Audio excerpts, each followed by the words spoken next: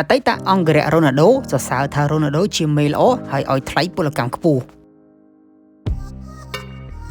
លោក Hitchman Bukhari គឺជាអតីតអង្គរៈការពារកំពូលកីឡាករបាល់ទាត់ Cristiano Ronaldo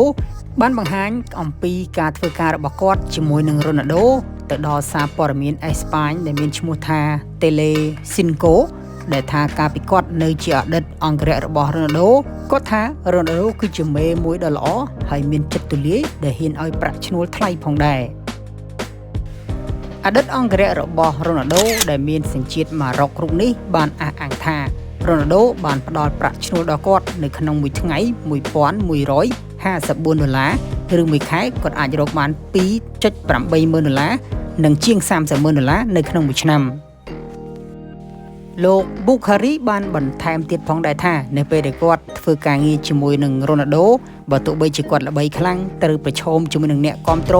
ក្រុមអ្នកលួចថតរូបបញ្ហាសន្តិសុខផ្សេងៗអាចនឹងកើតមានឡើងដោយមិនអាចដឹងមុនក៏ដោយក៏ Bukhari បានអះអាងថាធ្វើការងារជាមួយ Ronaldo មិនសូវមានហានិភ័យអ្វីកើតឡើងនោះទេហើយគាត់ថែមទាំងសរសើរអំពីទំនាក់ទំនងរបស់គាត់ជាមួយនឹង Ronaldo ផងដែរថាមានទំនាក់ទំនងល្អគូជំរាបផងដែរថាបច្ចុប្បន្នកំពូលកីឡាករបាល់ទាត់ Cristiano Ronaldo កំពុងតែប្រកបអាជីពនៅក្នុងទឹកដីនៃប្រទេសអារ៉ាប៊ីសាអូឌីតបន្ទាប់ពីបានចាកចេញនៅក្នុងក្លឹប Real Madrid នៅឆ្នាំ